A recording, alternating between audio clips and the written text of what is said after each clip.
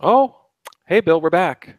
Hey, Ah, that's right, fans. I apologize, but apparently there was some sort of technical difficulties. Shocker. Shocker. on this show, come on.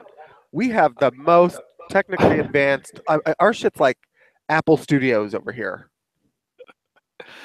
You know what? We get music back. You push one button here, and then something else goes down. I mean, what are you going to do? All It's right, like Bill. it's like that game Whack a Mole. As soon as you hit one, the other one crops up. Uh, all right, here we go. Let's move on here. There was an article I read in USA Today that indicated like Facebook, Google, and Twitter are beginning to use trust indicators to help assure users of the reliability of their content and combat fabricated stories. These new indicators AKA will fake news. fake news, you got it, as symbols in online journalism, attesting how a story was reported, by whom, and their credentials, and a media property standards. I guess as a news consumer myself, how am I supposed to be able to combat the Russian trolls or the other people out there sitting there saying, they're going to do 5 Batman movies next year? What am I supposed to do, Bill, You're when I read these supposed articles? to understand where you're getting this information from. I think we've discussed this a little bit before, but if it's some Have very you noticed a change? Have you noticed a change in how you um, get your news? Have you noticed more symbols, I or haven't what else? noticed more symbols. I've noticed where the shit's coming from.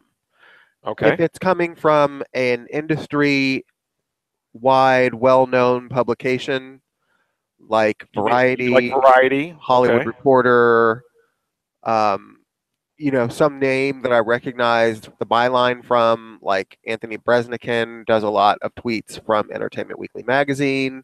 If it's a reliable source that I've come, the Wrap does a guy, Umberto Gonzalez, who is pretty reliable. But if it's from like, movies, poptopjop.com, then I'm going to look at it sideways as to whether I'm going to, then I'll go and look at the story and I'll try to find.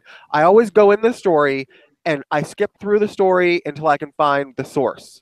And then I usually click on the source of the story, and which, any reputable website would really, if it's not their own story, really should be giving you their source. And then I'll click the source. And if the source sounds like some wonky bullshit, then I consider it fake news until I can so, find the original so source. if we actually had a website, which we no longer do because we're not generating enough income from our sponsors, Uh huh. we would write something that says like they're going to be doing 7 Batman movies next year. Right. No source. I don't cite to anything. You look at that and be like, well, I can't trust PC Podcast here. I don't know where the hell they're getting this information from. I don't know who these yahoos are. Yes. In the first place, if we don't cite a source, you should just ignore it anyway, What unless if we I are the have a little source. blue bird next to the sign, a blue check mark next to Well, our that's a website? verified Twitter account, which means I don't know how the verification process for Twitter works, but I think it's pretty solid. So at least you'll know who, because there's also fake Twitter accounts now where people go like make fake Entertainment Weekly accounts and post news, and you can tell it's a fake account because there's no verified check mark by it. But I mean, there's all kinds of like tells that you can use to sort of figure out whether you're being fed a line of bullshit or not. But Well, what are the tells? the tells are if it says Entertainment Weekly and there's no blue check mark by it, that's a fake account. If it Okay. says thehollywoodreporter.com, there's no blue check mark by it, that's fake. It's just getting very hard, Bill. I mean, Donald Trump says CNN is fake news. I mean, what am I supposed to do? I mean, like I said, for me, I just use a self checker process. For me, again, if it's not a top tier news organization that I know of, like if I just go to comicbook.com, right? Okay. Comicbookmovie.com, and there's a story on there that sounds dubious or shocking or whatever, I'll click the story because I usually use that website and usually I find their stuff to be pretty verifiable. But the first thing I always do is check the source of the story, and I won't even read the article from there. I'll fast forward until I can find the link to the source. then if I click the source and the source turns out to be something like The Wrap or Hollywood Reporter or Variety, then I'll consider it probably real. If Wow, there's no Bill, source like that, then I consider it internet gossip. that's something for you to be going through these extra steps. I mean, I would Well, like to this is think what you our have to listeners. do in order to get real facts anymore. It's a shame that we have to go through this like some kind of fun. But I mean, I'd rather know that I'm getting verifiable information than think some nonsense that I'm reading is actual fact. Because there's so Listen, much fake crap out there anymore. listen. I have to tell the listeners. I don't know. Some of the shit I could be spouting out could all be fake news from Russian trolls. I don't know anymore, so I apologize ahead of time. Trust Right. but verify. Trust Trust but but verify. verify. That's right. And it's really not that hard to verify if you just you know where to look, and you know who the main news outlets out there are. If they're not on the main news outlet, then you know it's got a 50-50 chance at best of being true. Well, CNN is apparently one of the majors out there, and that's 50-50 now. That's what you're telling According to the president, who, by the way, I'm not sure exactly how reliable he is for a source. So, me. All righty. Moving on. That was probably under 5 minutes. So, your favorite company, Disney, apparently is suing Redbox. Redbox is best known for renting physical DVDs and Blu rays. But apparently, they have crossed the big mouse house because they've been offering customers the ability to purchase printouts of codes for movies like Rogue One. And what's it? What's that movie with The Rock? Was it Moana? yeah, Moana? yeah, yeah. Whatever. With prices far below digital retailers like iTunes or the Google Play Store. Quote, Redbox is selling our digital movie codes in blatant disregard of clear prohibitions against doing so. Their actions violate our contracts and copyrights, and we have filed this action to stop Redbox's unauthorized content. So apparently, my understanding is buying a digital code from Redbox, let's say for Pixar's Inside Out, runs about $3.99, while buying a download at the movie from iTunes or Amazon costs $19.99. So it appears that you're getting a better deal with getting the digital code from Redbox. But how? Anyway, so Bill, what do you think about this? You buy some of the Disney stuff. I do. I buy a lot of Disney stuff, I mean, I actually. understand that there's a contract issue here, and they're suing them, and they're trying to protect their property. I got it. Well, But for Redbox, I want to ask, how stupid are you? How stupid can you be? I mean, it's like, you know, cutting off your nose to spite your face. It's not a smart move to piss off one of your biggest content providers if you're a content provider to other people. I mean, Redbox relies on Disney, who owns like 4 of the 5 major studios in Hollywood. So why would you try to piss them off? this is really like I don't know how they thought they could get away with this. Apparently, Disney is asking for profits from the sales of the codes up to $150,000 per title, Good.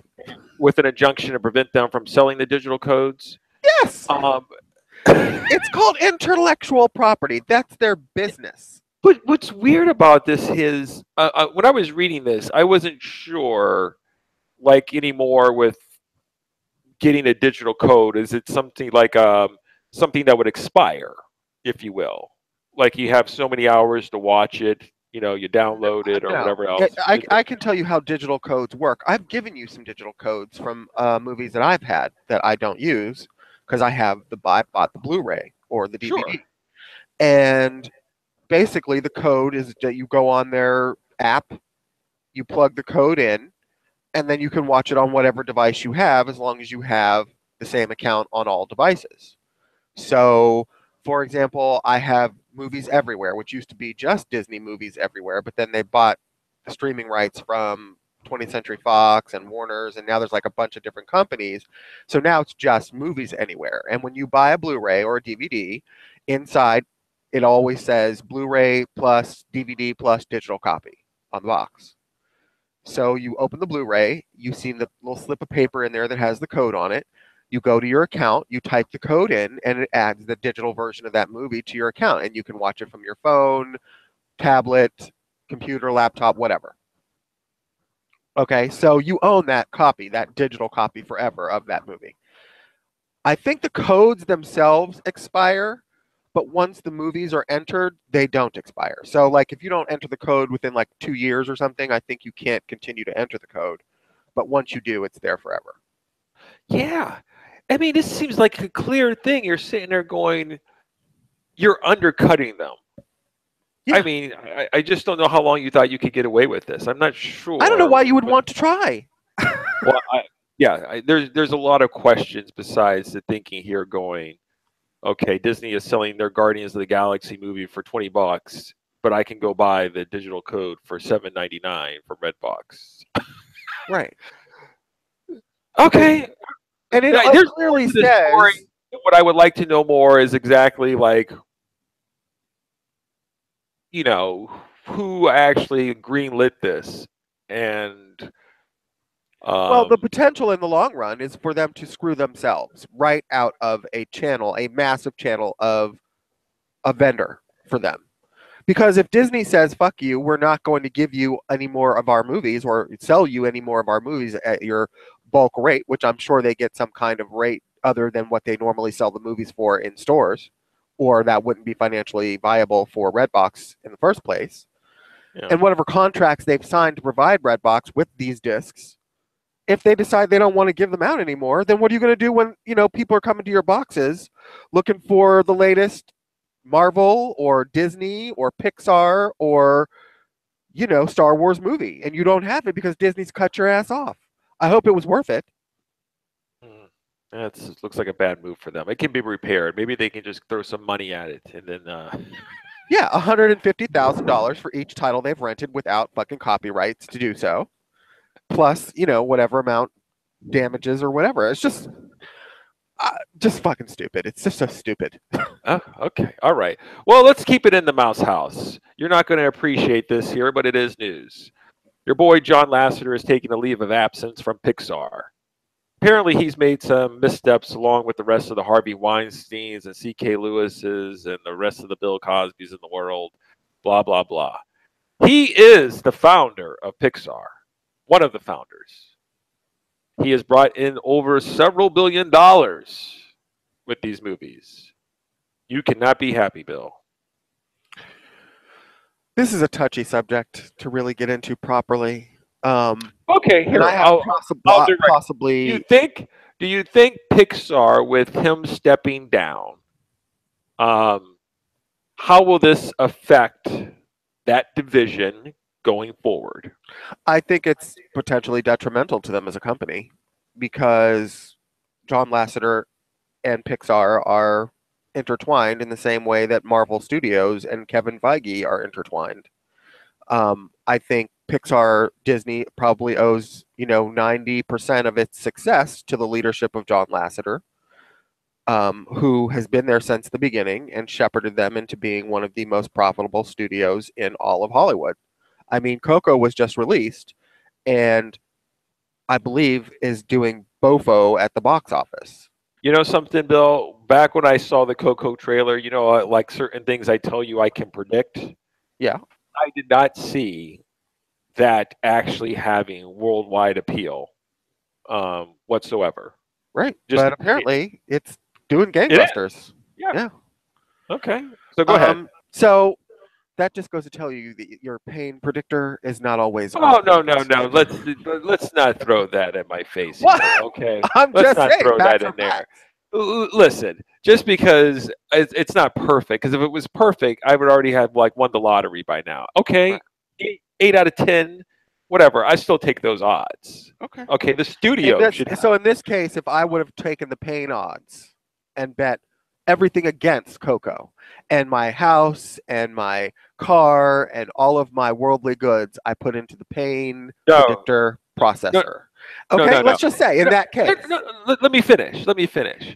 I don't really ever bet against animation, especially family I animation. love all these qualifiers. Now No, you're there's a like, it's not qualifier. 100%. You can't bet against family animation. Okay, when the Boss Baby can make hundreds of millions of dollars, don't think that a Pixar film can't also make the same amount of money. I'm just saying I didn't think it was going to be as good as the rest of them.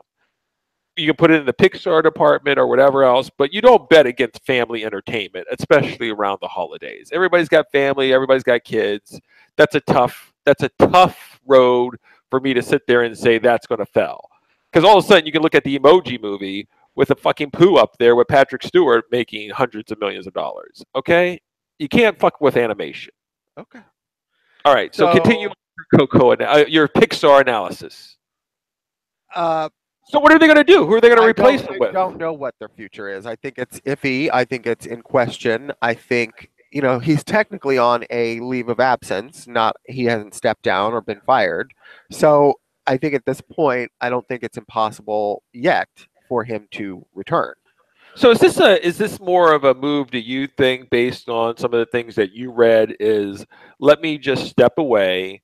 Maybe they'll do an internal investigation. Maybe I can let this blow over and then maybe I can sneak back in the door a year later.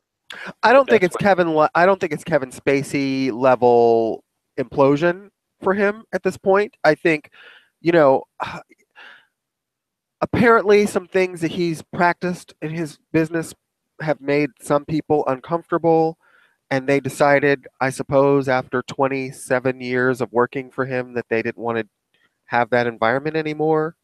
I don't know. I think right now, again, it's all very touchy. There's a very like political tint to all of this. I think um, I'm not sure of the actual validity in my mind of these claims that are coming out against every one of these people at the same time.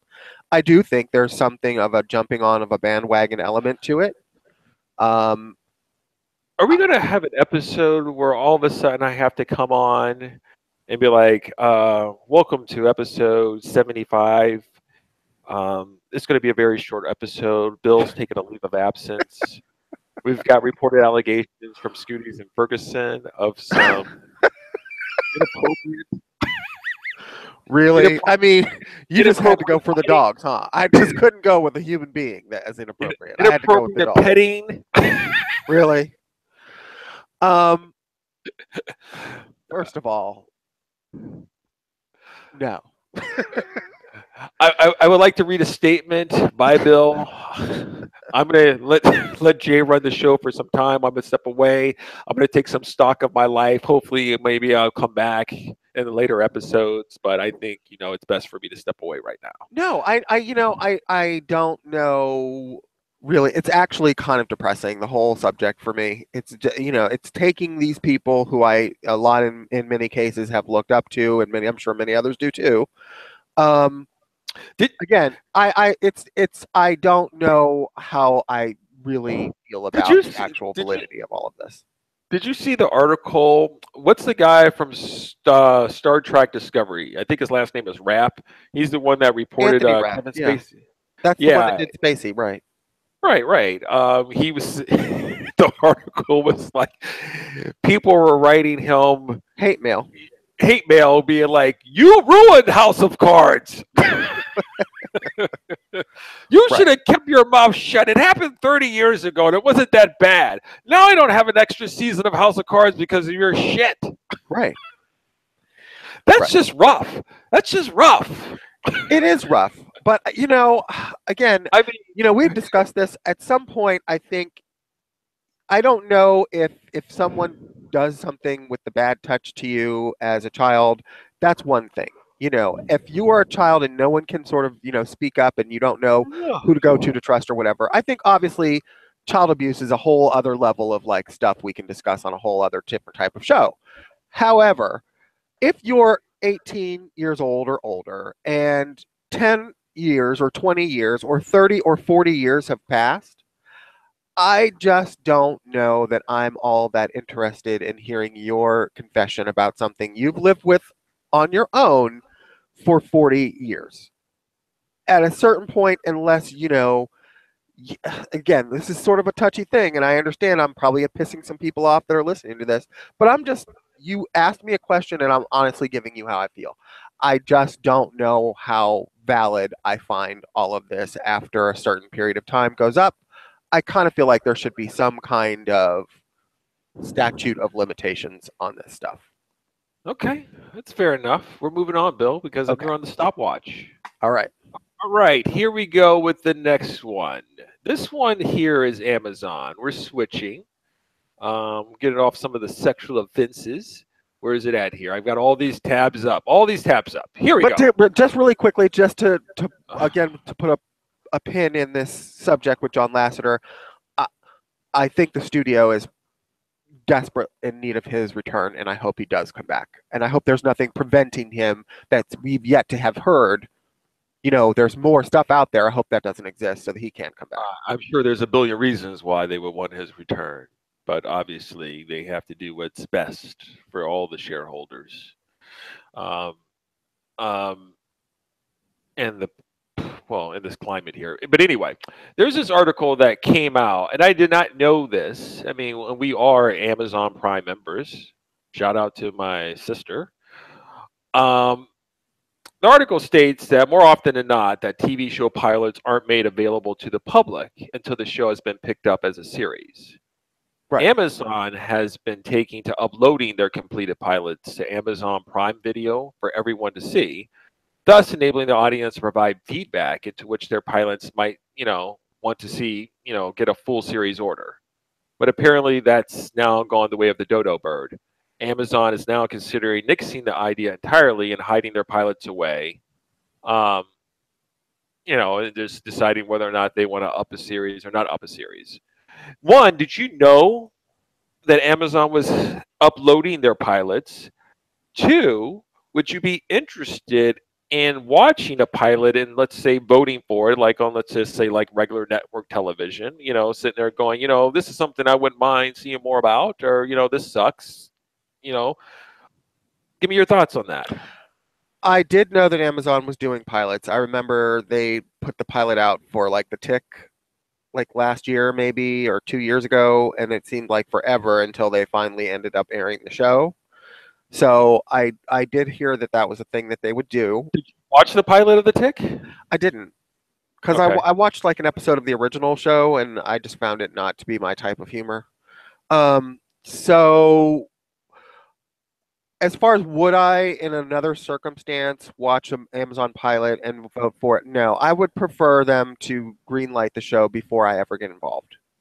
Because if it's something I like, if I watch the pilot and then they decide there's not enough people that voted yay up for it, then I'm being stuck having seen this, preview of a story I'll never see the finish of. That would be frustrating for me more than it would be beneficial to just wait if the show airs and decide if I like it or not. And then if I do like it, I continue watching it. If not, then I'll just cast it aside anyway. But I want that choice to be mine before I get involved with it. Okay. Yeah, you know what? I'm not sure how I feel about this. I don't think with pilots, the only pilot I can think of, I think I was watching a scene. What was that Wonder Woman with that one girl who I don't Adrian like? Palicki. Yes, where she's running around in the streets doing some corny stuff. Yes. And I was just sitting there thinking, I'm like, oh, this is horrible. Thumbs down. Right. I don't know if that's really fair because part of it is I expect things to be polished when I start to watch them. Right. And have their shit in order. And I'm not sure how these pilots are actually done anymore. Like, are things in order, or is there just backgrounds? Or no, that was a bootleg pilot. The one that was the Wonder Woman was never meant to be aired in the form that you saw it in. I don't know if someone leaked it from the studio or something, and that's how it got out there. But it certainly wasn't a finished copy. But I guess, in my opinion, I don't know if I'm really a fan of it. I'd rather read about a concept and then be like, this concept sounds cool to me. Put something up visually and let's run with it. I don't know. I didn't know that. But apparently they had uploaded pilots for Transparent, Mozart in the Jungle, and The Man in the High Castle. And I'm a fan of The Man in the High Castle. I'd be curious to have watched the pilot to see whether or not I would have voted yay or nay. Yeah, but let's say knowing that you like the show now, you've seen several episodes or seasons or whatever. Let's say you had watched the pilot of the Man in the High Castle, and then Amazon decided not to pursue it because they didn't get enough yes votes. Wouldn't you Yeah, feel like that hour was sort of wasted because you'll never see the conclusion of that story that you got invested for that hour? And granted, it's just an hour, but still, it's an hour. I would. I would actually be irritated. I would be irritated to be like, why did you even waste my time watching this if Right. we're not going to make this a show? Which is And exactly how then I I would feel. be And upset that's that why I wouldn't get somehow involved. I would be more mad at the other people going, they don't have taste. And then I just want to shoot myself in the face because I'm like, my entertainment is being controlled by idiots. So I have news for you. 90% of you're your one of them. entertainment is controlled by idiots. So, um, You're one of them. You're still waiting for Catwoman 2 with Halle Berry. Yeah. hey, I have my midriff bearing leather outfit. I mean, I'm not saying I can rock it anymore, but let's just say Yeah, I have you're one step away from reading the statement why you're not on the show anymore. That's where you're at. it. So yeah, I'm not a fan of the vote yay or nay on the pilot process. Let me know once you green light 6 episodes in the first season's in the can, and we're ready to roll. Okay. All right. Let's move on. Tickety talk.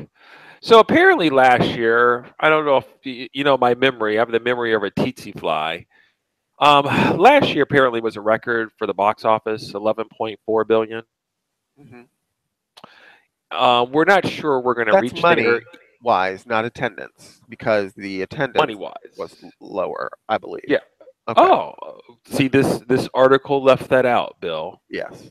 Okay, I'm writing that Not down only do right we have to now. contend with fake news, now we have to contend with half news. Okay, well I think half news is actually the worst.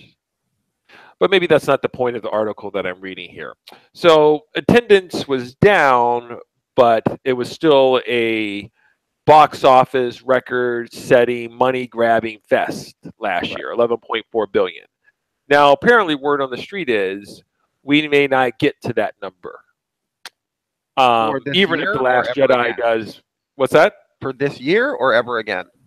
No, for this year. Okay. Even if the Last Jedi does bonkers, they think it'll probably wind up if everything goes as great as it can be.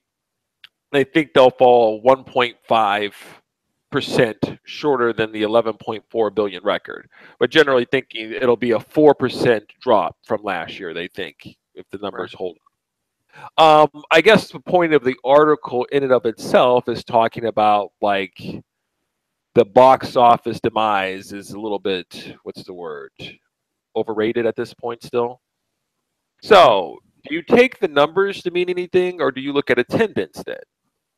You think attendance matters versus the money? I think attendance does matter versus the money because what's happened So the, is the number that they're still talking about, well, hey, listen, we're the studios, we're still bringing in, nobody's hurting for cash. We're still bringing in 11.3, 11.2, 11.1 billion dollars. We're fine.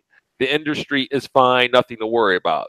What you're saying is there's an underlying, it's almost like the mortgage crisis or something. There's some sort of underlining thing that's just not come up yet to bite them in the ass, which is the attendance. right. There's a trend, and it's not going up; it's going down, and that's not problematic. It's problematic for an industry that relies on people showing up to buy the product, having less people show up to buy the product. Now, the reason why they're making so much money, it's a 1% thing here. The top 1% of the movies are making all the money, and the bottom 99% are making none of the money. So it's not a balanced playing field when the blockbusters are the only thing that's giving them a profit, and the rest of the industry just kind of limps along. Because for as much as they want the blockbusters to appeal to all age groups and 8 to 80 and all of that business, if less people are coming, that's eventually going to erode into your 8 to 80, and eventually some of those 80-year-olds are going to say that blockbusters aren't for me, and maybe some of the 8-year-olds are going to be, if the trend of not having, you know, um, let's say some superheroes behave heroically, some of those kids are going to be out. So you're narrowing your profitability field by only having one product available that's drawing everybody out from their houses. And, eventually that's going to probably create some kind of bottleneck. Lady Bird, is that your given name? Yeah. Why is it in? Sorry. Really? So yeah, and honestly, I don't know the solution. I mean, I think about this quite frequently and what could be done about people not going to see as many movies anymore. I honestly don't know if the quality of the movies is that big of an issue. And maybe for some people they will see it differently. For me, I don't see it like that. Okay. I think people just have other things to do. Uh, I think people We're just just would trying to prefer. survive. We're just trying to survive. Right. I think other people would I mean, there's a lot of Netflix business going on out there. So people are watching movies. They're just not watching them in theaters. Oh yeah, we're consuming. We're voracious with the Hulu and the Amazon. Uh, We're Netflix. We're voracious. Sure. It's just Which that we're but not paying. We're not just paying $8, $10 to go sit in a theater as often as right. much. And but the problem is the Netflix model as it exists and the Hulu model as it exists, those cannot support giant tentpole movies in the level that we're getting them in theaters. They just can't unless you want to pay, $75 a month for Netflix. Then you're not going to be able to get that level of production in your house every week. Oh, this sounds like a 1% problem. You're sitting over there with your fucking 4K television, and you're just like, listen, I can't be watching these Netflix films. I mean, I have a TV that can do all sorts of things. It can wipe my butt and fix me dinner. I need to have the top echelon CGI. I can't have this regular CGI. I'm a blockbuster baby. Okay, I only go out to see blockbusters. Now that's probably basic of me, and I will admit to it freely. But I go to movies to see things I can't see on Netflix. That's part of the reason I go. I go to see CGI festivals that Netflix can't afford to show me.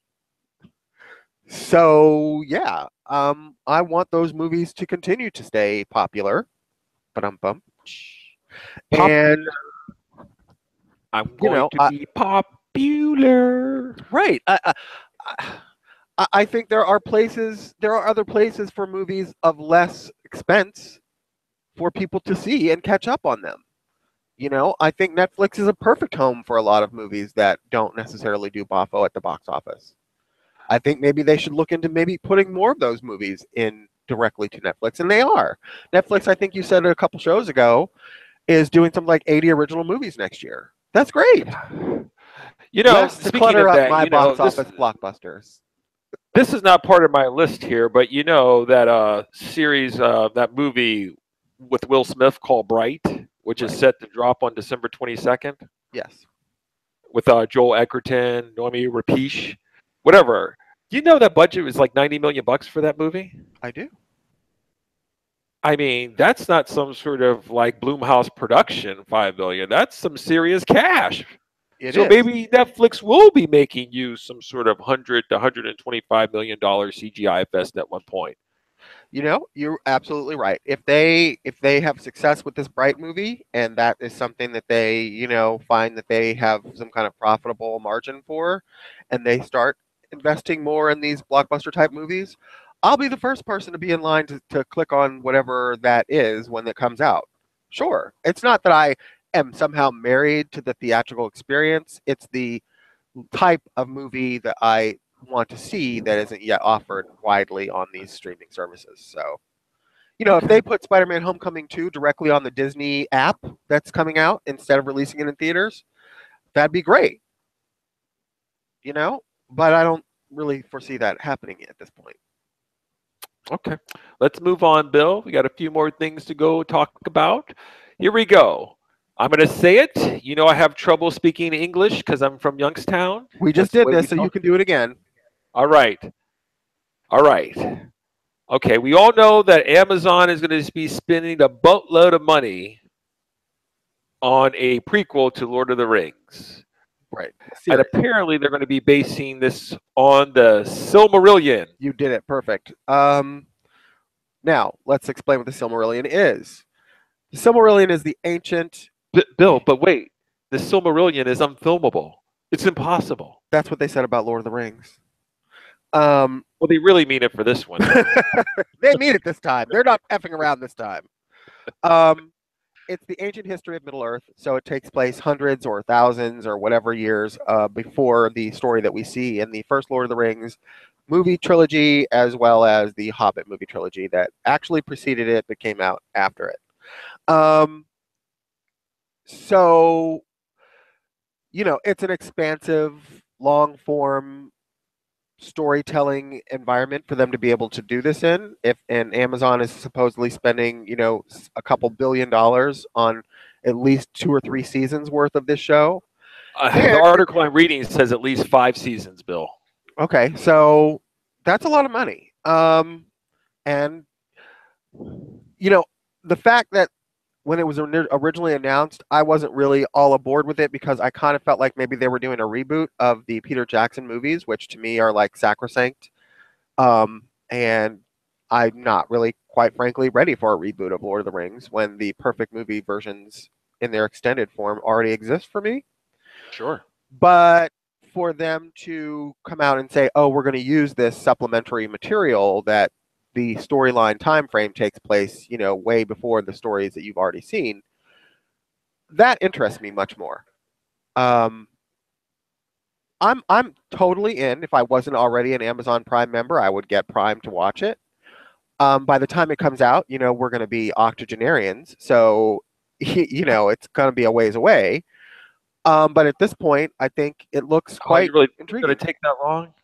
Yeah, it's going to be a while. It's going to be like 2020. I think they're aiming for 2021. All right, we can do 3 years, man. We got this. We got this shit. Saying, between now and then, there's going to be 3 or 4 more Star Wars movies. God only knows how many more Marvel films. Listen, it'll be a golden age, Bill. We'll be getting the Lord of the Ring TV series, maybe a new president. I mean, who knows? Who knows? I'm not getting political. I'm just saying, big changes 2-3 years from now. Big changes. Yeah. So this, the one thing that would excite me more about it, I know it's based on, the rumor is it's based on the Silmarillion, which is still, again, my concern was that they were just going to start making shit up out of whole cloth for these like interstitial stories between the trilogies.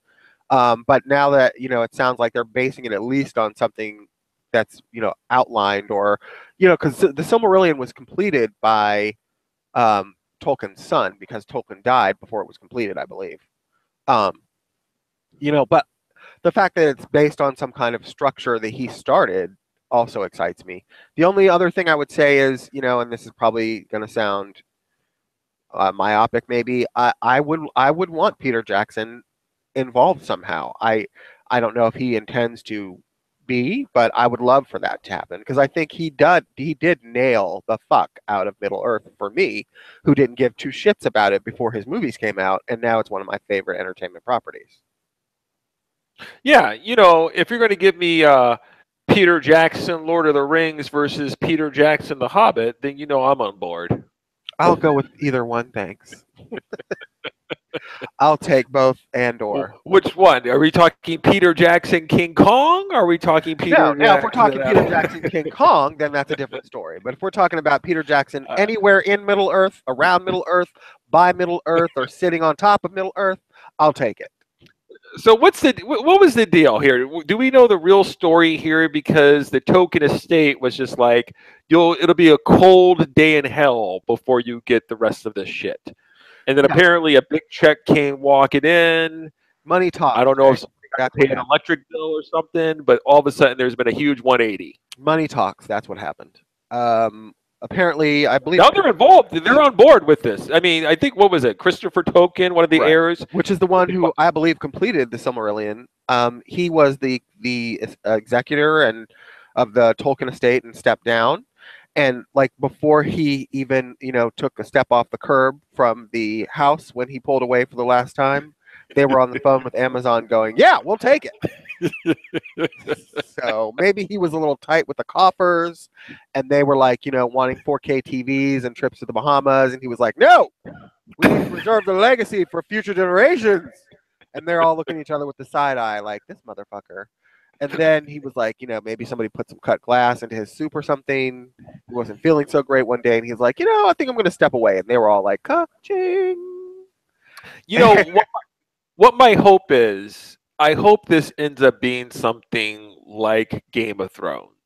I'm not really sure because with this Silmarillion, what my understanding is, there's no like one character. There's no like one protagonist that you follow through. It's almost like a huge world with a lot of different Well, yeah, it spans stories. like hundreds of years. So, yeah. So I don't know how that ultimately works, but I think with Game of Thrones coming to an end, it would be something that could fill the space in terms of what you would hope in terms of, unlike something like on CW, like the Shannara Chronicles or whatever else, something that looks like it's made for 10 cents when you talk about loincloth and just some basic acting and some teenage angst and drama and writing. I think this could really fill a void for some people, and it's a huge risk, but who better to take on than Amazon? They've got the cash flow. Come on. Yeah, I Who think I better? think it was a smart decision. Did you read that HBO was originally offered this show before Amazon picked it up, though? And HBO turned it down because they have like 5 or 6 Game of Thrones prequels they're working on. No, I didn't. Yeah. Well, I guess they're like we've. Well, I mean that's a good position to be in. Like we've got very successful things going over here, and we just can't handle it. We're going to focus on this instead. Well, I Okay. mean, if all those 5 of those prequels are the quality of the most recent episodes or seasons of Game of Thrones, which you have been somewhat To be quite upset about. honest with you, I would have probably went more so lean towards doing the Silmarillion, even though it seems to be very difficult from what I've been reading, versus doing these prequels and spin-offs for the Game of Thrones. Because I feel as though I don't know. I've been listening to the audiobooks of George R. R. Martin, and I'm not really sure there's some backstory on some of these characters, but I feel like the people are really going to have to fill in this stuff. And unless you're telling me he wrote it and we're doing a sequel or prequel or whatever else off of something he's completely written out, then I feel like the people are going to be trying to mimic him.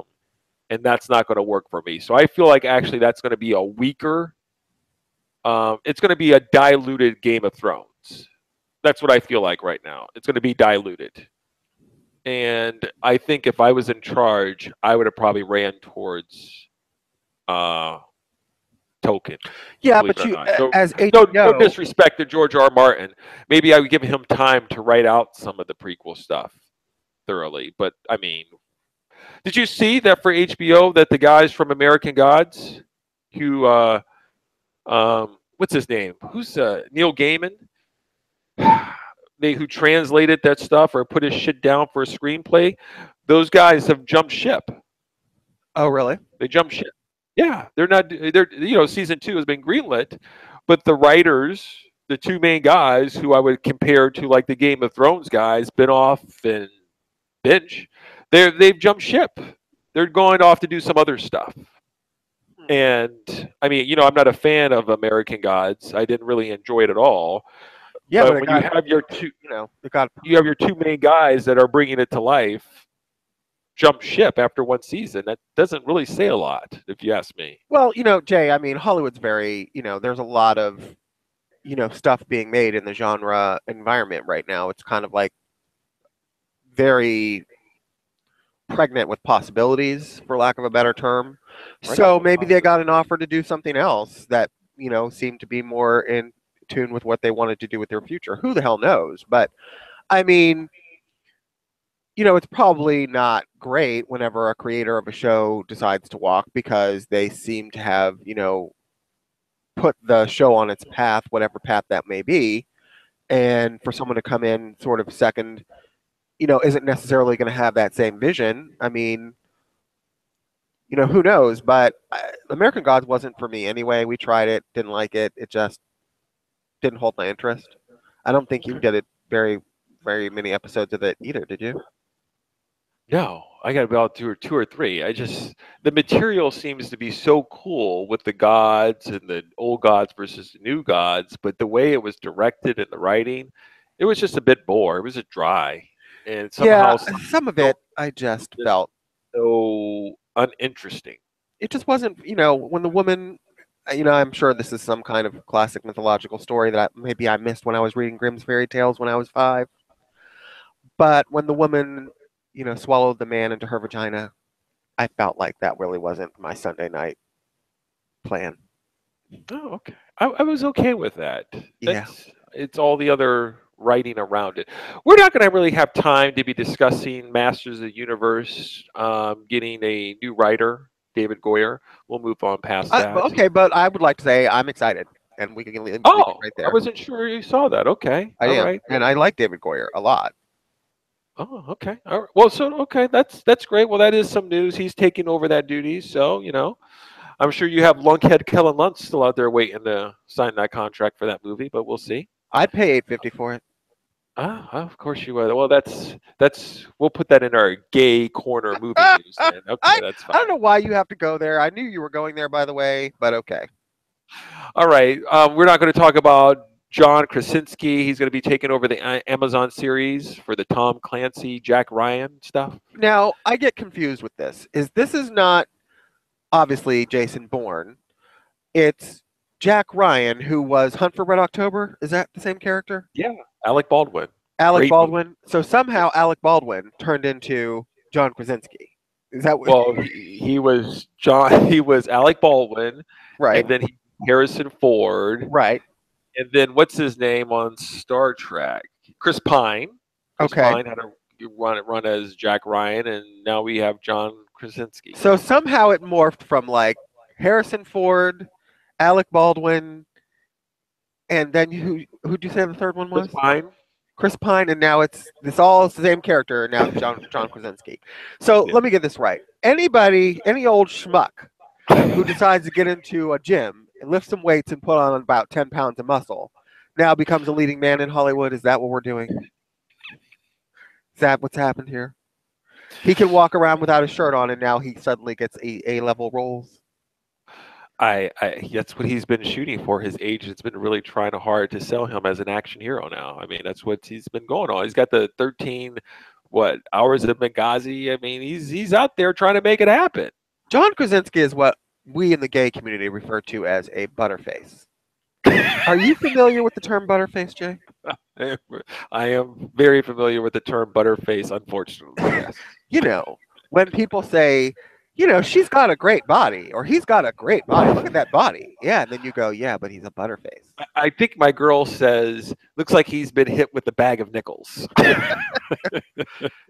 Butterface. That's the problem. Butterface. John Krasinski, to me, has butterface. I mean, All right. I'm not saying the man can't go on my TV screen without me wanting to yak. But when I think of like Norse god or leading man who's going to tan that hide with the woman who's his opposite, I don't necessarily jump to John Krasinski. Now, he is married to Emily Blunt, who's probably one of the most beautiful women currently working in Hollywood. So apparently... Yeah. Oh, I didn't know he was married to her. I like her. Yeah. Thumbs up. Apparently she feels differently, which is fine, to each his own. In my department, I don't know if I'm buying John Krasinski as an alpha male. That's all I'm saying. Okay, so you're not paying the extra charge for Amazon to be watching this new series with him in it then? I'm not. Not that I would, even if it wasn't him, but him in there isn't adding to my rush to see it. Okay, all right. This is good. This is okay. New original series for the listeners out there if they're interested in Butterface, John Krasinski, taking on Jack Ryan. Okay, we don't have time to talk about that. Moving on. This is a shout out to superfan Carlos, who knows if he's fast forwarding through our stuff or not, but he wanted me to mention that Lady Bird is directed by, it's a film that's directed by newcomer Greta Gerwig. It is now 100% on Rotten Tomatoes, Bill. There is 185 reviews, and all 185 are fresh. And what is the subject of this movie, and why is this on our discussion list? Oh, here, let me tell you. Okay, Bill, this is the plot for Lady Bird. Okay. It's only an hour and 34 minutes. It's a drama/comedy. Mara McPherson, a California nurse, works tirelessly to keep her family afloat after her husband loses his job.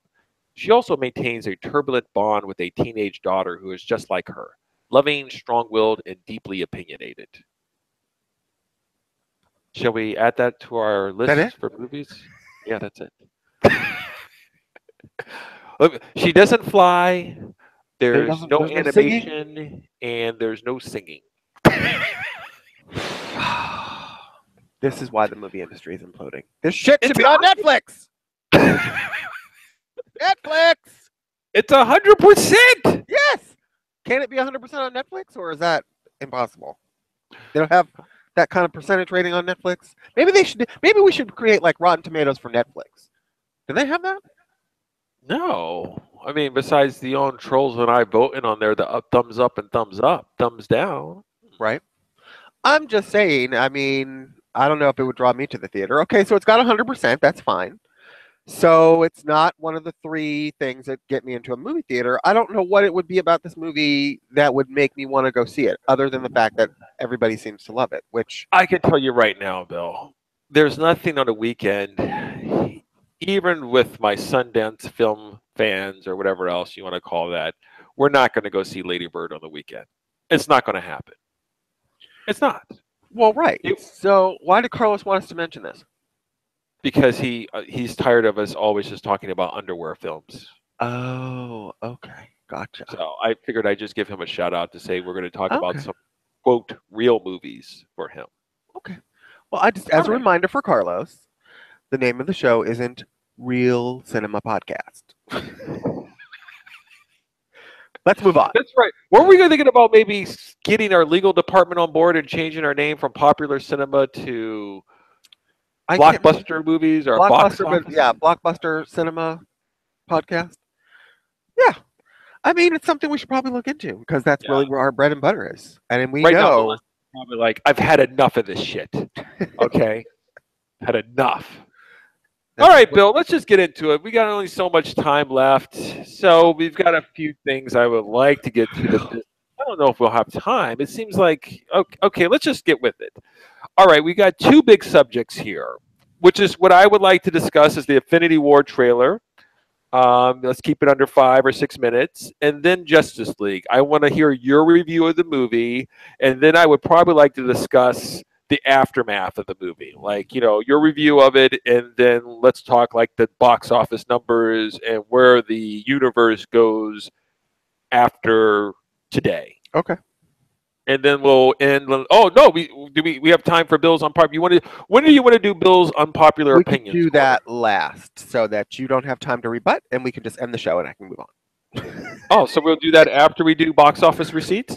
We'll do it right before box office receipts. How many opinions do you have? I only really have one today.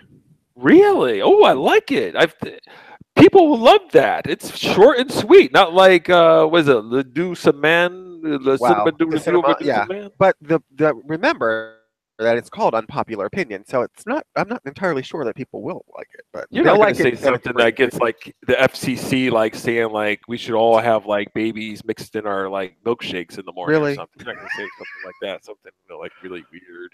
I don't even know where you Okay. think of these things. It's just so strange. You're very strange. Yeah, well, I watch a lot of crap. It's all in my mind. All right, so Infinity War trailer. Doom, doom, doom, doom, doom, doom, doom. There was quite a lot of buildup about it. I can tell you that. I mean, it's been several months since the, I believe it was D23 footage that was released that we were all hoping would be released, online, which is what they usually do with these San Diego Comic-Con trailers and stuff. But for once, Marvel was like, oh no. They put that shit back in the vault, and then the vault it stayed until this past week when it was finally dropped on the public. We don't even know it's the same trailer that they saw at D23. I kind of think maybe it's not.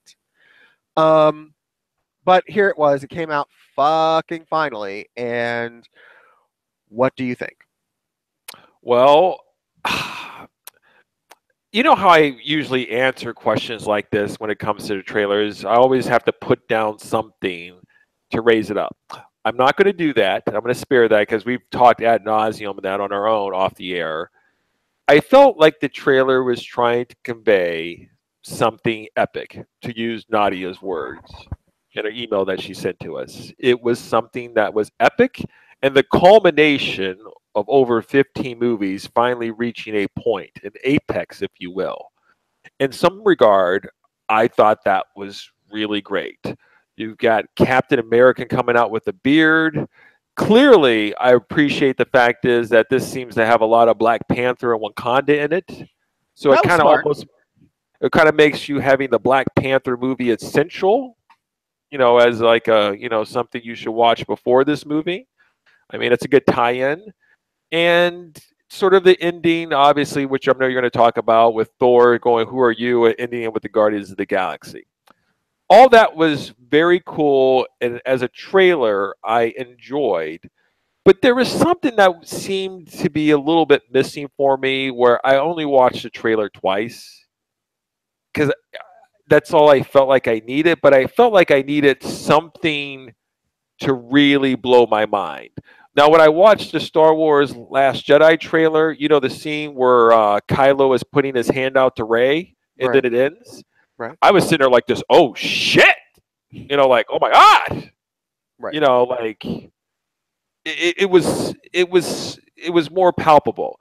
The Guardians of the Galaxy Thor intro at the end is a good way to end it, and it lets you know that everybody's in it, which we already knew. But I felt like I needed some sort of like something I haven't seen before. Something, I don't know, something just extravagant, over the top to where I'm just like, oh my, oh my. I think it tried to convey that it was going to be serious and that there was going to be drama, unlike, Thor Ragnarok or Amazing Spider-Man. It did that, but I think I needed something else, something cool. You know what I mean? Like a cool action sequence. I do. I have to say, I was personally disappointed. And that's not a surprise for me, really, because I'm never really Marvel impressed. never does anything for you. Yeah, the Marvel trailers, as they're cut, always underwhelm me. I always end up enjoying the film. Some of them I end up loving, but the trailers never do it. So this didn't break that trend for me, and I was kind of hoping it would, because it's the culmination, like you said, of 17 movies up to the point that we're at now, and too much of it felt like just another Marvel movie trailer to me. There were some standout scenes that were very, very cool. Brief scenes with the removal or somebody trying to remove one of the Infinity Stones out of the Vision's head, and the Vision like writhing in pain. That was awesome because that's like next level shit. And the end scene when you show Captain running the charge with the Wakandan army against whatever army that is that probably works for Thanos, on some kind of like giant field, which looks like very Lord of the Rings to me. That was awesome as fuck. Captain wearing those wrist bracelets that look like they're part of the Black Panther costume looks cool. When Black Panther says, Sure. Chris Evans wears those gauntlets, and then you're like, yeah, like it. But when it was in the Black Panther trailer, you're like, what is this, Power Rangers? Listen, everybody knows Chris Evans can rock anything and make it better, Okay. so let's All not right. question that. But aside from those few scenes, not enough of it to me felt like next level. And I was really expecting they even released a trailer the day before the actual trailer, which was like an anticipation trailer, which all they did was like put words on the screen and then cut into to people watching the actual trailer reaction videos of themselves watching the trailer. And that to me had more of a sense of buildup of like, for 17 years would flash on the screen and then they would show, somebody watching the trailer. It has all, and then somebody else. I mean, that's kind of like, it was very like epic, like here comes something big of that trailer. I've seen, to be honest with you, I have a flash drive that has several fan trailers, fan created YouTube trailers I got off of, the internet that give a bigger sense of epicness and grandness to what's happening using old fucking footage cut from old Marvel movies, mind you. That gave me a better sense of the epicness that I'm wanting to feel from Infinity War than this trailer did. I think that's okay. a little whack. But I just don't feel like they built it up enough for me. First of all, we know there's like upwards of 50 characters in this movie, and there's probably what 10 characters maybe in this movie. All I really wanted was for them to give me some next level shit, and it didn't feel. It felt like another Marvel movie. I know it probably won't be, but I think this trailer could have did a better job of conveying that message. As somebody who's not seen the Marvel movies, I don't know what makes this movie special. As somebody who has seen them, I know it is. But I don't think they're selling me this movie. They're selling the person who hasn't seen them. And I think that there should have been one scene at least in there, like the type of scene that we saw in Age of Ultron, where all the heroes are in a circle battling the bad guys and spinning through the air and exhibiting their powers. Even if it was just like a split second, when they're all on the screen, that would have given me that sense of like, oh, fuck yeah, now it's on. And I felt like this was missing that. Okay, on that we can agree. But in faith and Russo's we trust. Absolutely, until they start doing that Yankee cam and your eyes start twitching and you have some kind of epileptic seizure in the middle of the How did you feel about Thanos rolling through? How did you feel about that? No helmet I would rolling say, through. if we're going to talk CG comparisons, obviously I see the difference in the CG version of, what is his name? Steppenwolf from Justice League versus the CG level that they put into this CG of Thanos. It looked like good CG. Now I've seen Marvel do bad CG or CG that stood out to me more. So yeah, as far as like him being a badass, I don't know. I would prefer almost in some ways to see the armored version of Thanos. I think the unarmored one, there's been a ton of internet memes. Have you seen any of them this week that came out showing Yes, I like, have. he looks like that guy from what's that show, Pawn Stars? Or I mean, it's it is what it is. He's a big giant purple guy. As long as he conveys the sense of badassness in his character in the movie, I'll be fine. I don't know if I particularly love the way they've shown the design of him in just this trailer. I think it's a little less than what I thought it could be. Yeah, this is going to be a very interesting movie, and I hope it doesn't delve into chewing the scenery a lot. But we can discuss that later. I think May is going to be a great month.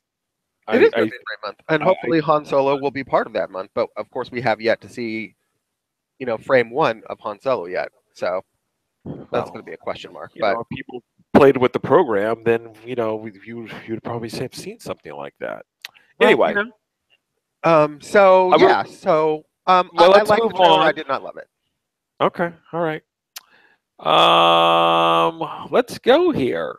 I already have the title for this show already ready to rock and roll. So I'm very excited. I told my woman that I've got a title, what the title of episode 57 is going to be.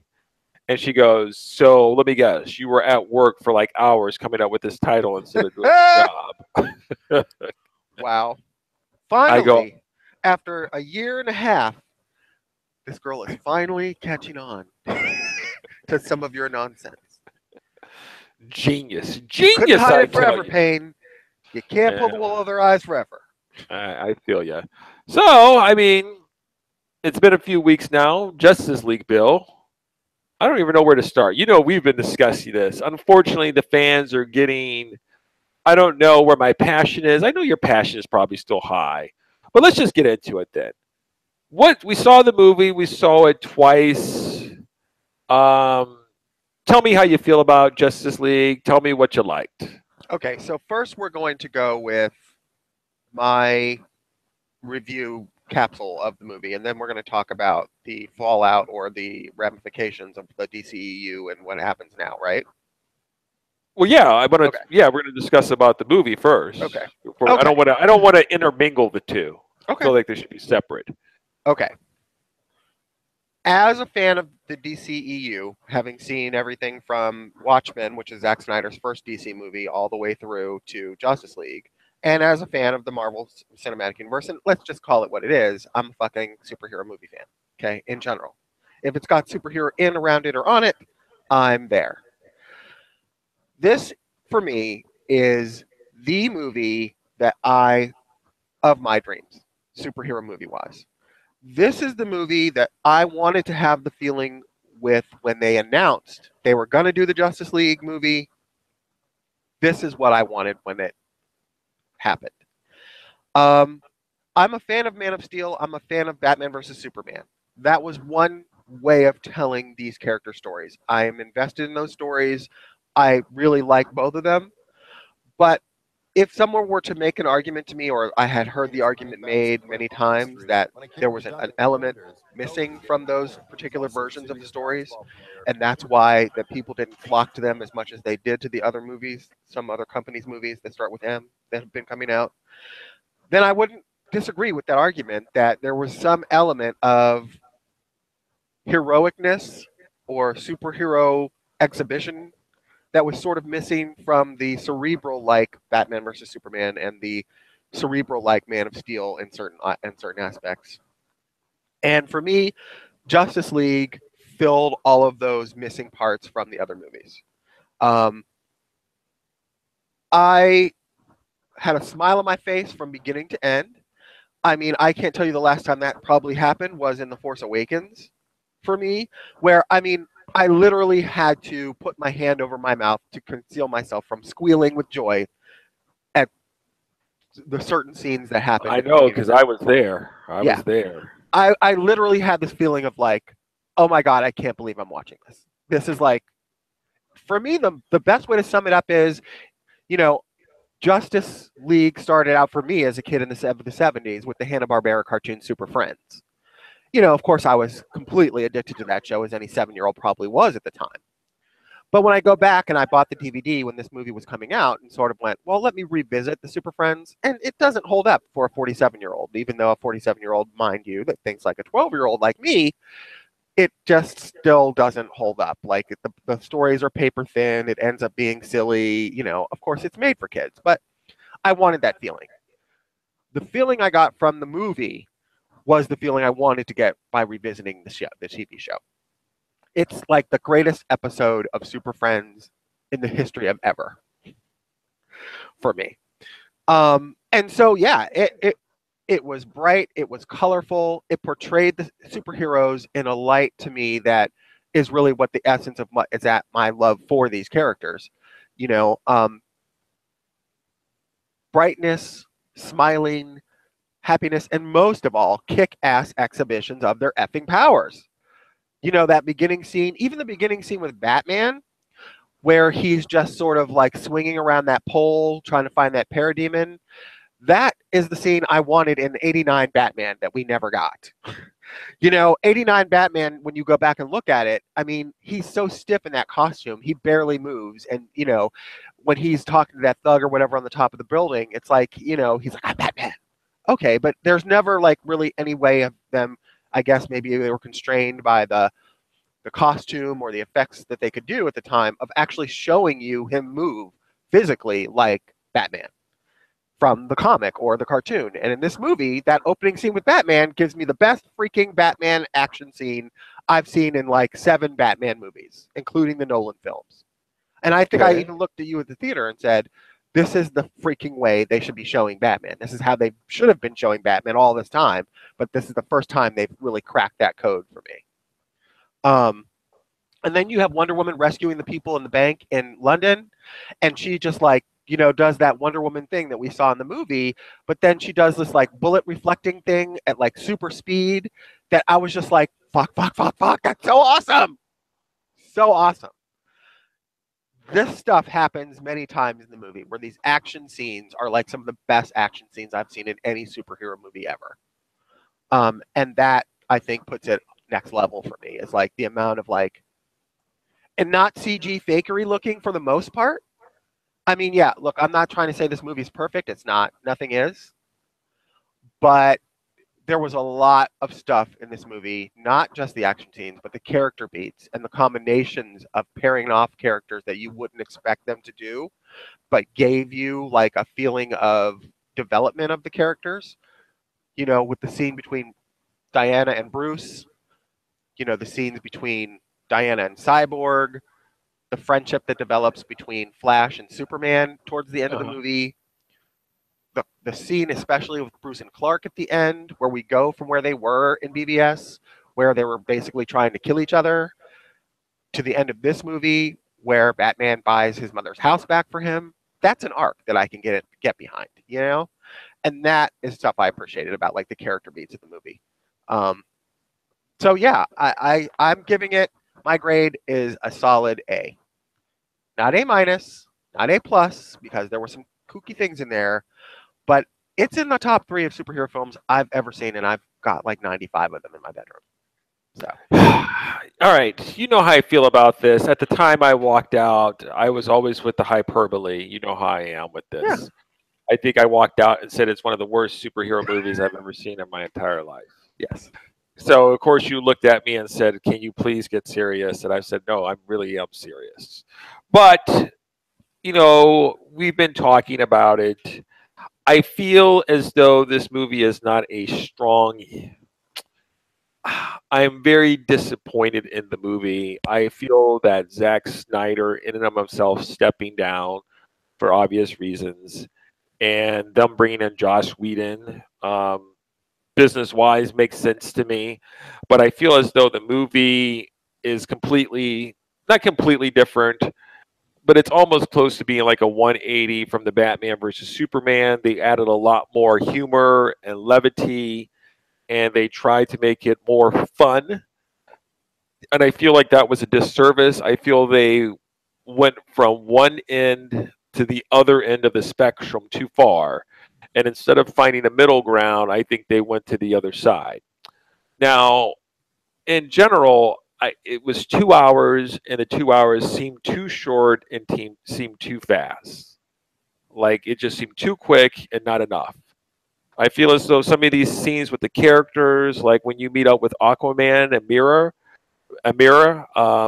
the scenes last like only for a couple minutes, but really don't add any overall thing, overall mythos to the thing. It's just a few sentences and then we're off. You're like, well, what is going on with Atlantis? Who is this guy? What is this about?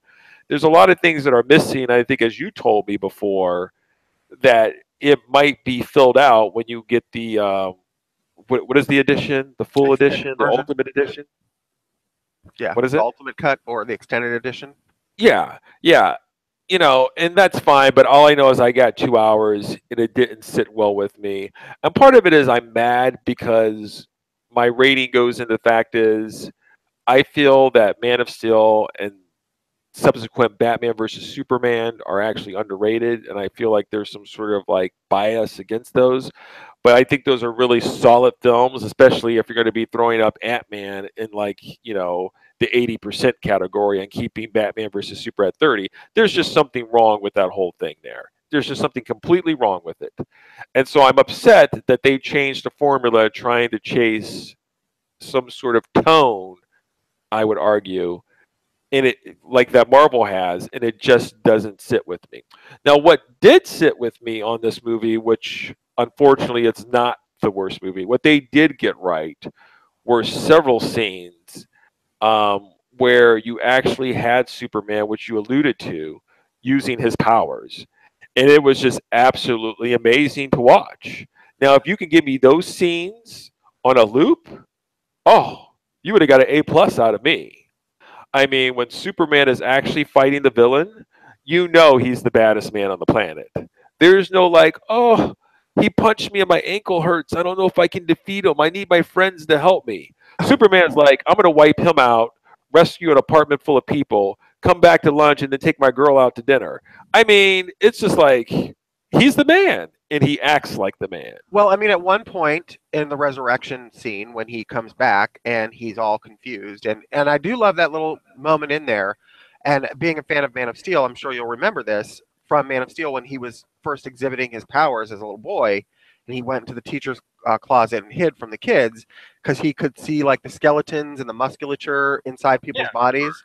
They do that callback to that scene where he starts to have those sort of same senses again, and then you've got Wonder Woman, Batman, The Flash, Aquaman. They're all like taking him on, and they're all like being completely their asses are being whipped because he's fucking Superman, and he's like fighting them all at like once, and then the Flash goes through like the Speed Force, and he sort of looks at the Flash and goes, like maybe I can see you still. Like, I that kind of shit's just like Yeah, right out of a fucking I'm comic just book. as fast as you. That's what I'm saying to you. Okay, I'm just as fast. It's very cool, and it's one of those things that's kind of simplistic, but it just has never been done right. If you ask And it's me, right. It's never been.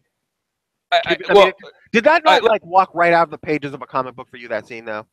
yes, Right. it walks that scene as well as the scene when he's fighting Steppenwolf.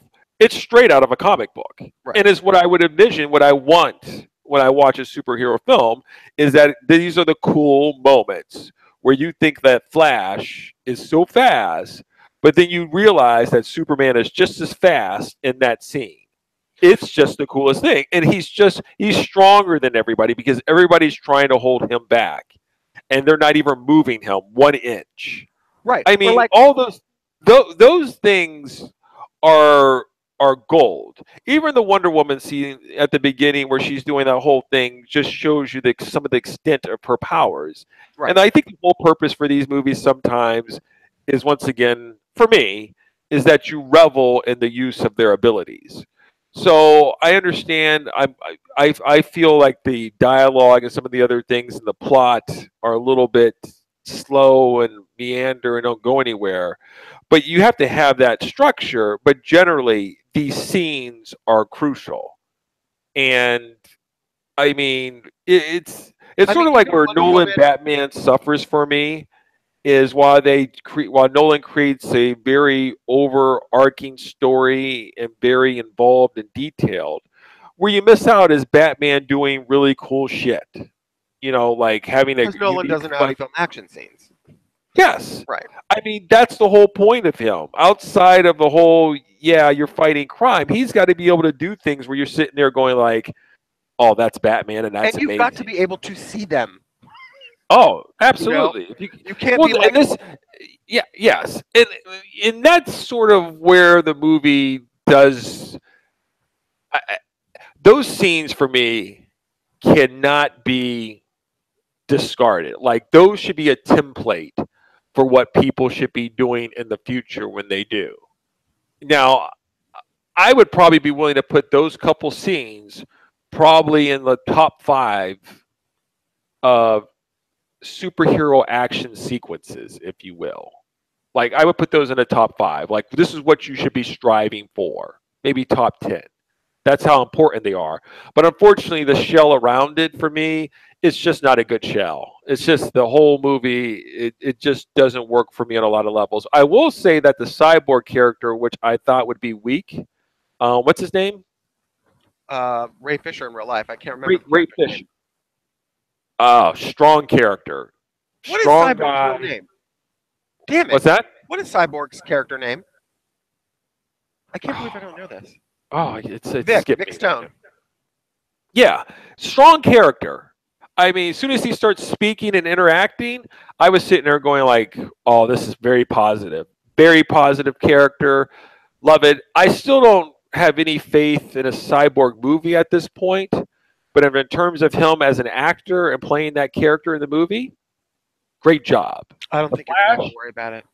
great job. Batman. I feel that all the heroes in the film are fine. And I would probably put the weakest for me is probably Aquaman to a little bit out of I all. would agree with you, and I would say though that it doesn't bother me that much, considering the fact that of all these characters, the one that we know for sure we're actually going to see a movie of on their own, besides Wonder Woman 2, is Aquaman, because that movie's already in the can. So Yeah, I feel like they could have had a stronger introduction to him, but I do feel like that I will have an opportunity to get that experience still. yeah. Well, the movie's 2 hours, which is one of the problems I have with it. There's no reason why this movie of such a level should be fucking 2 hours. And we all know, well, at least I don't know if it's fake news or half news that the studio head were like, we can get more showings if we make it 2 hours. Ugh, that sounds like a business decision that seems to undercut the audience members or the people that you're sitting there to enjoy the film. I Well, mean, it's myopic and it's short-sighted and it's short blaming the sight. victim really when you say, well, Batman versus Superman was too long and that's the reason why it's box office disappointed. I mean, that's, I assume, the logic behind why he or Kevin Tujihara, the head of Warner Brothers, insisted that it stay at a 2 hour length. I Yeah. will I will say But though, anyway, Bill, I'll just wrap it up with I feel that the characters themselves are worthy. I just don't know if this vehicle was worthy of them. That's how I ended. um, I think the miracle of this movie is that it took three characters that had to be introduced within a 2 hour time frame, um, as well as resurrect a character that we thought was dead, as well as give character beats and moments to minor secondary characters that were presented in the universe before this film, meaning Lois Lane and Martha Kent. It had a lot to do of like world building to do. This movie did, and in that, and in particular, the casting and the portrayal of these characters, I find to be a triumph. The fact that they got all of that done, built the world, gave me action beats that are some of the best action beats I've ever seen in any comic book movie, gave me characterizations continuing from other movies that were in line and built upon characters from the other parts of the cinematic universe that they're building. Also, to make each one stand out individually. The Flash, I think, was probably the best of the new ones. You know, Ezra Miller, I never heard of him from Adam before this movie. I was familiar with Grant Gustin's TV version, but not that much. I think Ezra Miller completely won me over. I'm all in, as the catchphrase is for the movie, with the Flash movie. I don't know if I'll ever get one now, and we'll move on to the discussion of the fact that other people didn't find nearly as much to like about this movie as I did.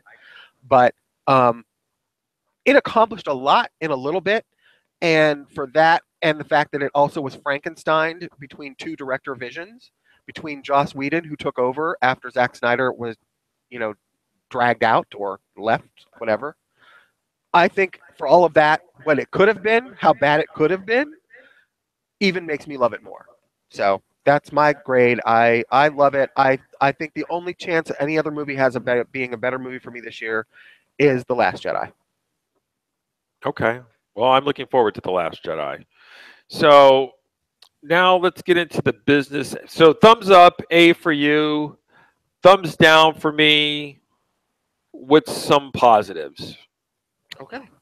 Um, So now let's the talk move. about the reality of what happens now Okay. because people Yeah. didn't love it. The reality is, I mean, it's been some weeks since the movie opened here, but we all know like that weekend, it had a $96 million opening weekend, which is the Actually, lowest. they revised it to 94.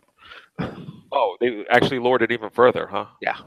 Okay, so what that means for the fans out there, that means that in the DC world, that was the lowest opening outside of Man of Steel, Batman versus Superman, Wonder Woman, and Suicide Squad. Am I fair in saying that? Yes. Okay. Now I read this article, Bill. This is from a while ago, and you can let me know here. But the business aspect here, I tried to find an updated one, is that the movie they're saying might not surpass Man of Steel, which is about like 635 or something I like think it that, was maybe. 668 something. Okay. Yeah, they're saying it might not reach there. And if it does, it might be close. But it says, okay, this article, I'm just going to read this two paragraphs here.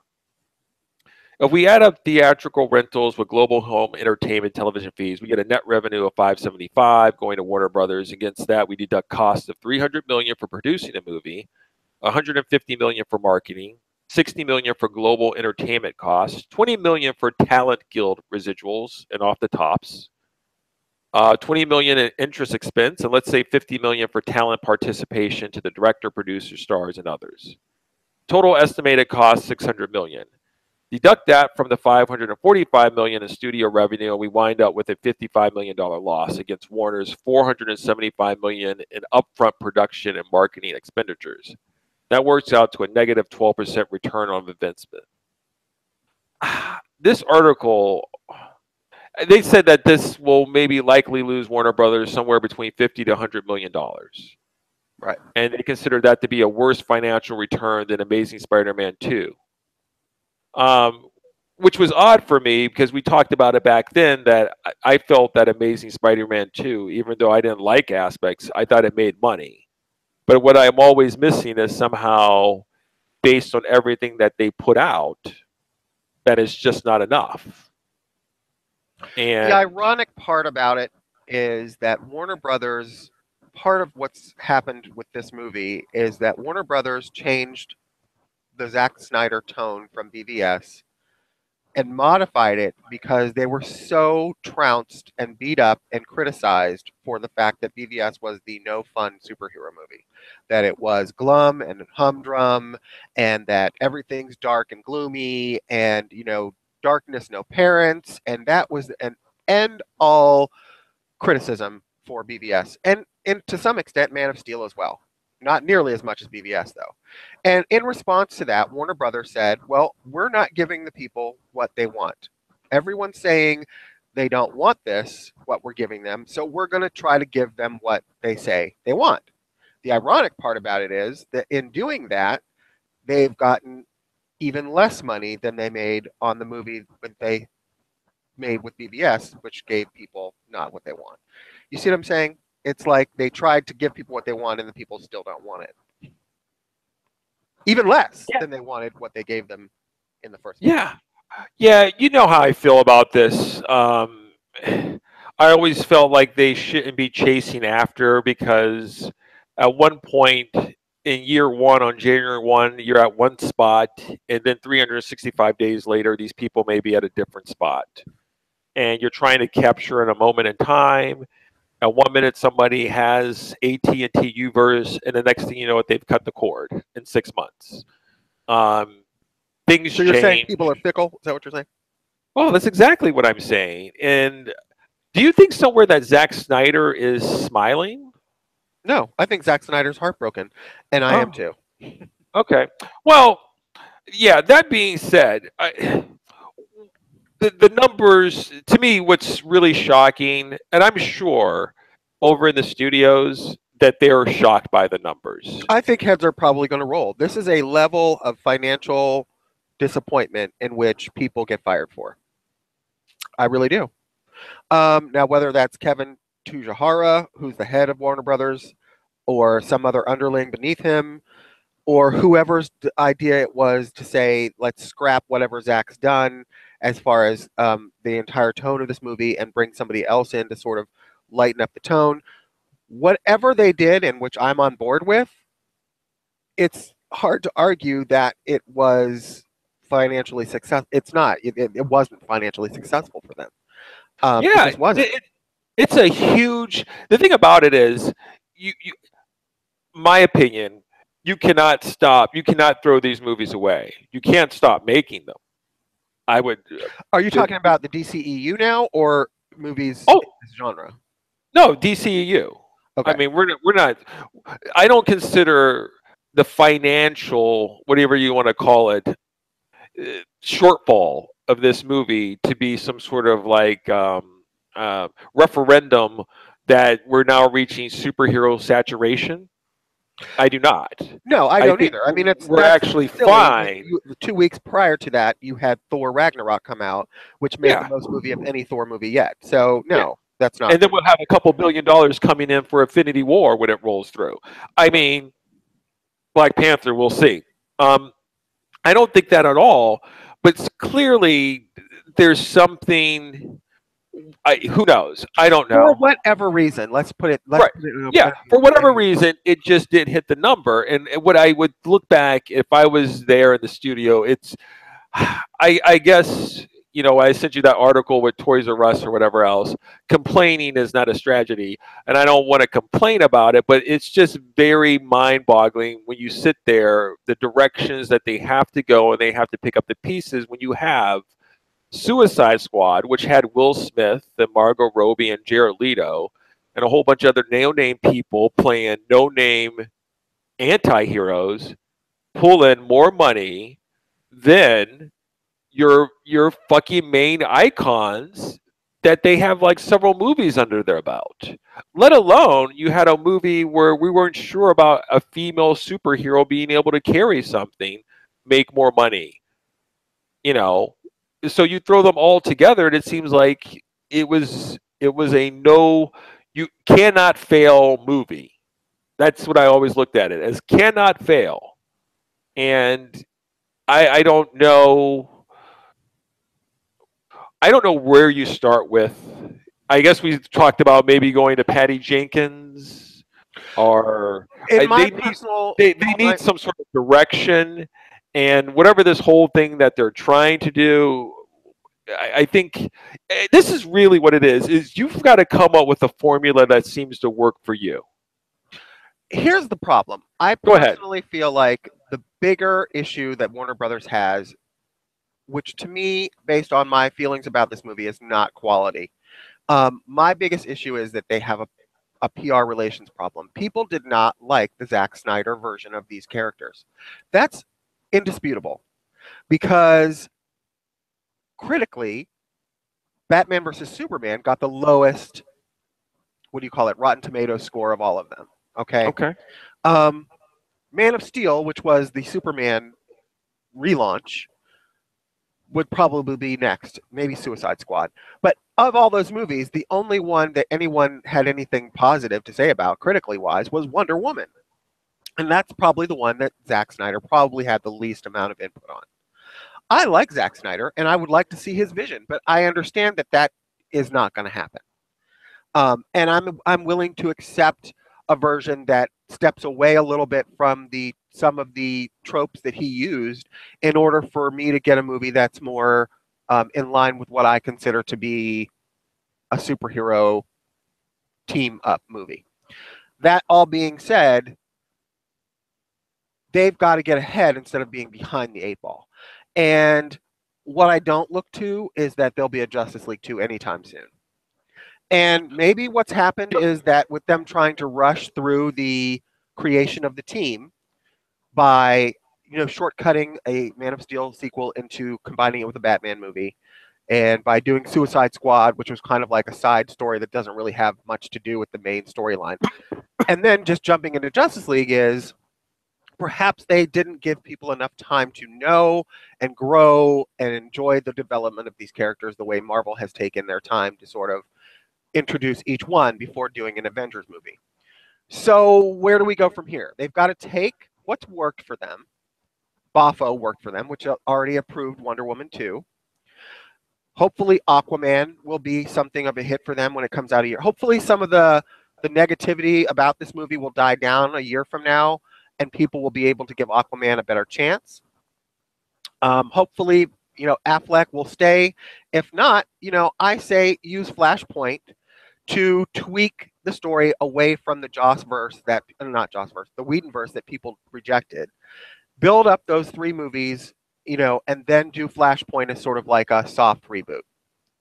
And do it without Frankensteining it with 2 directors, do it without Zack Snyder's input, do it free from the baggage of what's led us to this point that has drugged them down. And get somebody like Patty Jenkins, who's got the reputation, because part of their problem, again, is reputation and people's loss of faith in their direction. So get somebody, Patty Jenkins, to shepherd the Flashpoint movie. Keep these actors, for God's sake, do not recast these characters. They're all great. I think every one of them is perfect for the part. But you've got to regain people's trust and faith. And in order to do that, they're going to have to make some kind of definitive split between what came before, which is actually perfect. This is an actually perfect chance for them to do that. Justice League comprises what we call the cap of what would be the DC Phase 1. DC Phase 1 is done. What comes now is Phase 2, and that's where they have the chance to tweak things, to get on a path, to make a solid, steady plan, and move forward without throwing out the baby with the bathwater. For God's sake, don't. Henry Cavill is the absolute physical embodiment of Superman. He's only gotten to really fully be Superman as I've envisioned him for like the last half hour of Justice League. Give the man a chance to show you that he can carry the movie, but they've got to cut the baggage to do it. And unfortunately, that means dumping what's come up to now. Not dumping it as far as tone or uh, characterizations of these characters, but making it publicly known that we're moving forward in another way with these other people. I heard what you said. I agree with most of all of it.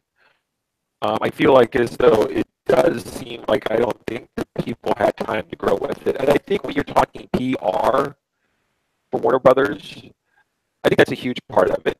And I think what's also that seems to be apparent out there, at least for I think us reading the material, if you want to call it fake news, half news, real news. Jay, I want to pause you for a second. You're doing that breaking up thing again. Do you want to continue, or do you want to start and try to fix it, or what? Okay, let's see here. I just wanted you to know. It just started just now. Is it still going? Is it happening right now? It is. Oh, son of a bitch. Still happening? Yes. Suggestions. You're not going to want to hear it, so I'm not going to say it. Okay, still happening? Let me hear it. Hold on. How about now? It's still there. How about now? Yes, sir. So what is the difference? Okay, all right. So how about I call you back and we'll finish this off in the next 10 minutes? Okay. All right, bye. All right, bye.